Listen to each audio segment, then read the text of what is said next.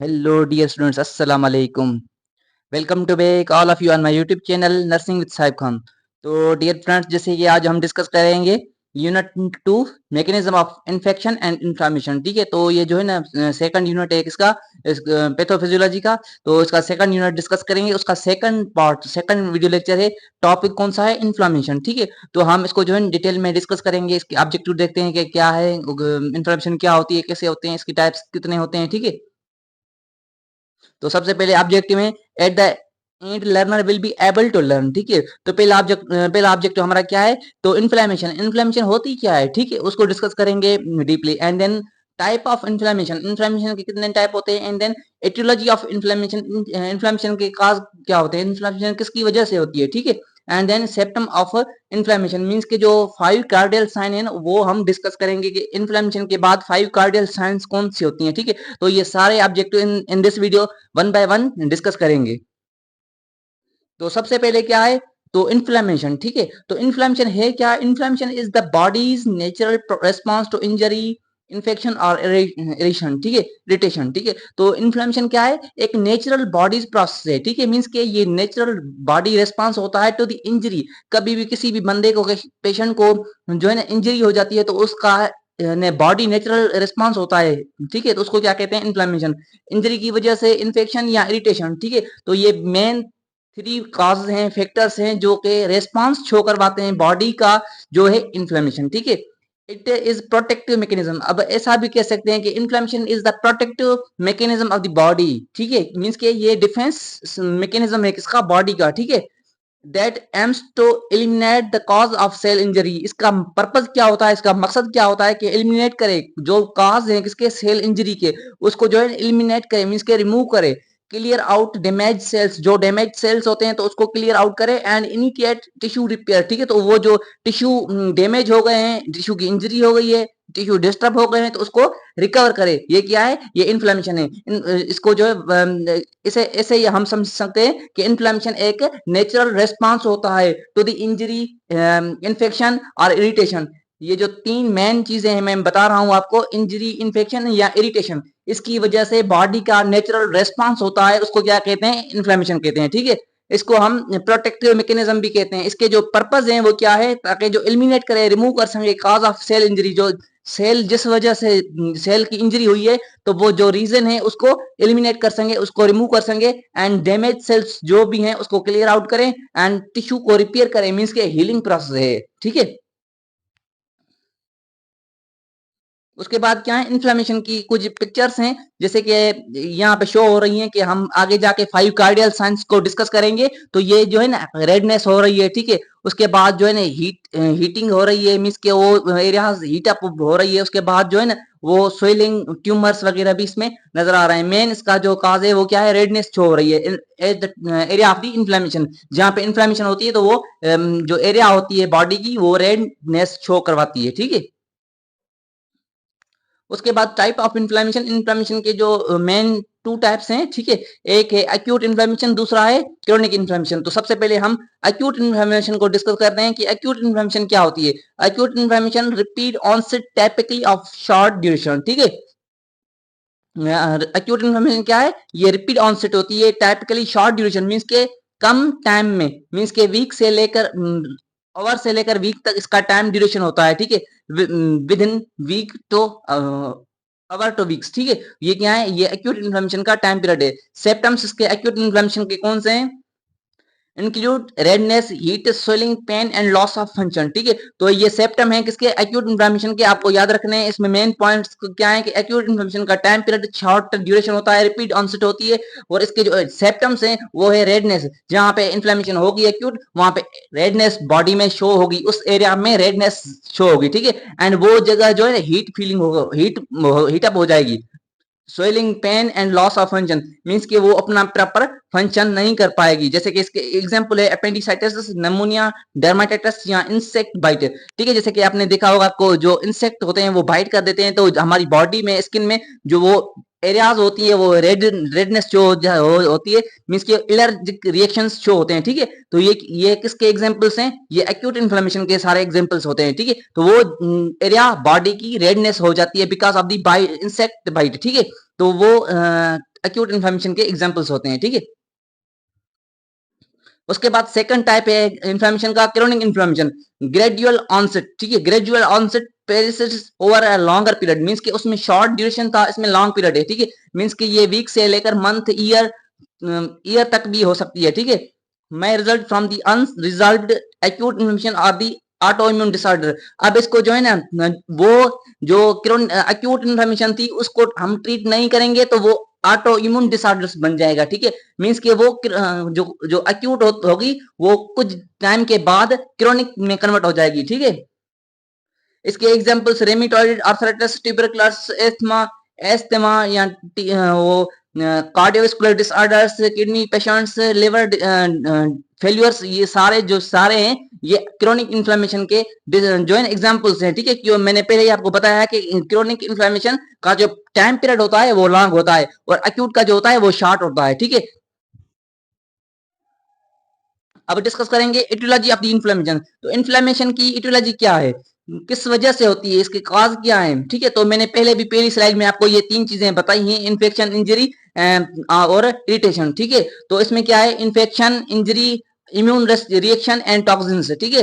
तो इन्फेक्शन जैसे कि हमने पहले वीडियो लेक्चर में डिस्कस कर दिया है, इसका फर्स्ट वाला पार्ट था totally based on the infection, ठीक है। Infection and cause of infection and chain of infection, ठीक है। तो इन्फेक्शन क्या होता है, कॉजेटिव एजेंट इन्फेक्शन का क्या होता है, और चेन जो होती है इन्फेक्शन की वो कैसे होती है, उसकी चेन की लिंक क्या होती है, तो वो हमने डिस्कस करके रखी है, ठीक है। तो बैक्टीरियल और वायरल और फंगल, ठीक है। तो ये जो है ना पैरासाइट्स हैं, ठीक है, ये माइक्रोब्स हैं, ठीक है, ये फॉरेन पार्टिकल्स हैं हमारी बॉडी में, इन होके वहां पे एक्यूमुलेट कॉलोनाइजेशन बनाते हैं हमारी बॉडी में, एक्यूमुलेट होके हमारी बॉडी में जो है टिश्यूज में इसकी कलेक्ट एक्यूमुलेशन हो जाती है इन पैथोजेंस की, ठीक है। तो फिर वो अपनी कॉलोनी बना के वहां पे इन्फेक्शन काज करते हैं हमारी बॉडी में, ठीक है। उसके बाद इंजरी, फिजिकल ट्रॉमा और डैमेज, ठीक है। तो फिजिकल ट्रॉमा हो गया या एक्सीडेंट वगैरह हो गया, ट्रॉमा या डैमेज हो गया, तो उसकी वजह से जो है इन्फ्लेमेशन होती है, ठीक है।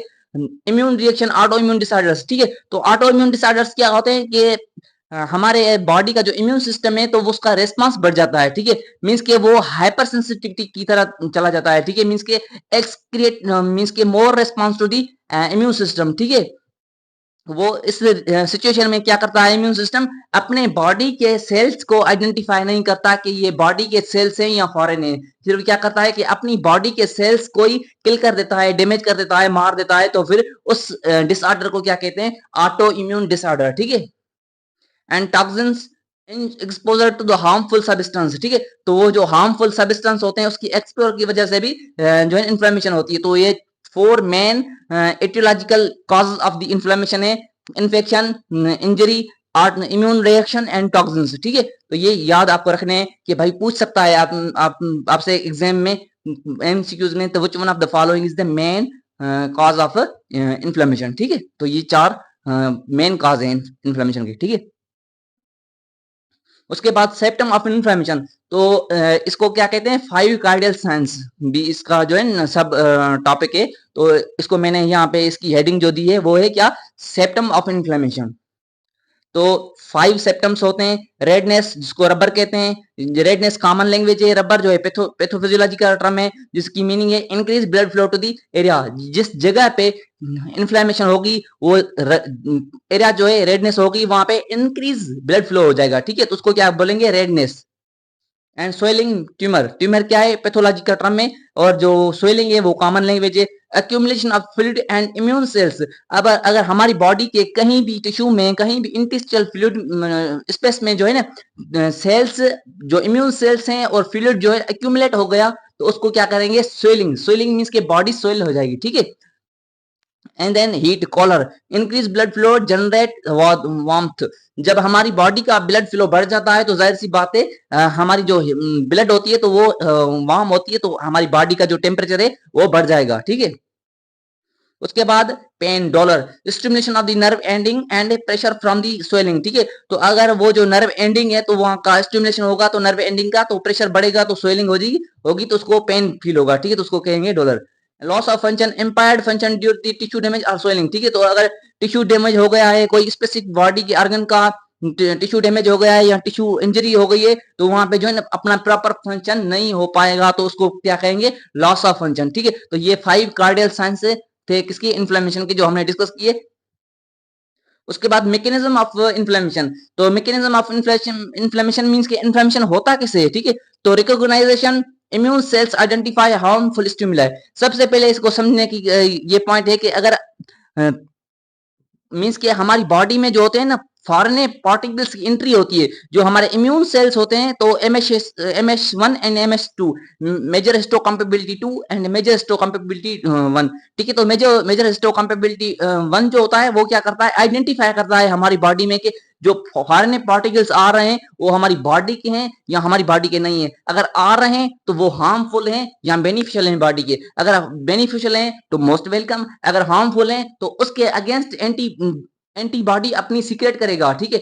एंटीजन के खिलाफ एंटीबॉडी सीक्रेट करेगा ताकि फाइट करे और हमारी बॉडी को जो है ना, ह्यूमन बॉडी को जो है ना वो हार्म ना पहुंचे, ठीक है। तो इस वजह से वो क्या करते हैं, इन्फ्लेमेशन का जो मैकेनिज्म ऑफ इन्फ्लेमेशन का जो फर्स्ट स्टेप है वो रिकॉग्नाइजेशन करते हैं कि हमारे जब भी कोई भी फॉरेन पार्टिकल्स की एंट्री होती है तो वो सबसे पहले आइडेंटिफाई करते हैं इम्यून सेल्स कि अपना है या अपना नहीं है, ठीक है। उसके बाद vasodilation, blood vessels widen, increase blood flow. Blood vessels जो होती हैं वो वाइडन हो जाती हैं एंड ब्लड फ्लो बढ़ जाता है। Increase permeability, blood vessels walls become leaky, ठीक है। तो ब्लड वेसल्स की जो वॉल्स होती हैं वो उसकी जो है ना लीकी हो जाती है, वहां से ब्लड फ्लो जो होता है बढ़ जाता है, तो लीकेज होता है। जो इंटेस्टाइनल स्पेस होता है तो वहां पे ब्लड की एक्यूमुलेशन हो जाती है, ठीक है। उसके बाद immune cells infiltration, white blood cells migrate to the affected area. फिर ये होगा क्या कि जो इम्यून सेल्स हो गए वो जहां पे इन्फेक्शन होगा, इन्फेक्टेड एरिया होगी, तो वहां पे वो मूव करेंगे toward the infection and cause for the inflammation, क्योंकि जो इन्फ्लेमेशन होती है वो इम्यून सेल्स करवाते हैं, ठीक है। Phagocytosis immune cells engulf and remove debris और पैथोजेंस। उस एरिया पे जो है इम्यून सेल्स पहुंच जाएंगे और क्या करेंगे, जो इम्यून सेल्स वहां पे पहुंच जाएंगे और इंगल्फ करेंगे जो डेब्रीज हो गए और जो पैथोजेंस हो गए, जो causative agent of the infection हो गए, उसको जो है ना इंगल्फ करेंगे और उसको डेड सेल्स को रिमूव कर देंगे, ठीक है। ये क्या है, ये 5 स्टेजेस हैं किसकी, मैकेनिज्म ऑफ इन्फ्लेमेशन की। तो इन्फ्लेमेशन इस प्रोसेस से स्टेप बाय स्टेप ऐसे होता है, ठीक है। उसके बाद मैनेजमेंट ऑफ इन्फ्लेमेशन, अगर इन्फ्लेमेशन हो गई है तो उसको कैसे मैनेज करना है as a nurse. Anti inflammatory medications जिसको एनसिड्स कहते हैं, non steroid anti inflammatory drugs like ibuprofen, ठीक है। तो ये क्या होती है कि ये एंटी इन्फ्लेमेटरी मेडिकेशंस होती हैं जो कि दी जाती है उस पेशेंट को जिसको इन्फ्लेमेशन हो जाती है, ताकि जो है ना, जैसे आइबुप्रोफेन जो एंटीपैरेटिक है, एस्पिरिन, डिस्प्रिन, ताकि उसका जो है ना फीवर कम हो, और जो है ना इन्फ्लेमेशन इन्फेक्शन की वजह से फीवर भी होता है और उसको पेन भी होता है, तो ताकि उसका पेन और फीवर कम हो जाए, ठीक है।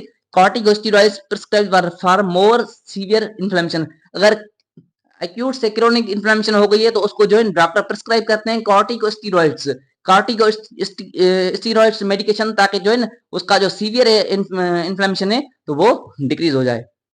And R R RICE therapy, rest ice compression elevation for the managing acute injuries, ठीक है। तो ये एक टेक्निक होती है जो कि प्रिस्क्राइब करते हैं डॉक्टर, ताकि जो है ना मैनेज कर सके किसको, इन्फ्लेमेशन वाले पेशेंट को, ठीक है।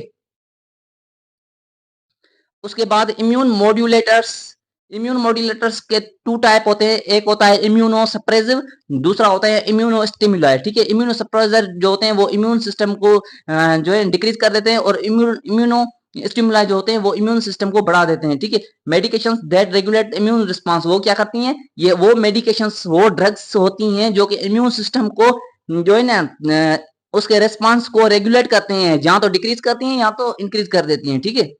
Lifestyle change, healthy diet, regular exercise and stress management to reduce chronic inflammation. उसका जो लाइफस्टाइल चेंज करना चाहिए, उसकी डाइट, उसका रेगुलर एक्सरसाइज, स्ट्रेस मैनेजमेंट, ताकि जो है उसका रिड्यूस हो जाए क्रोनिक इन्फ्लेमेशन, जो है ना वो स्ट्रेस की रिड्यूस करेंगे तो रिड्यूस हो जाएगी, ठीक है।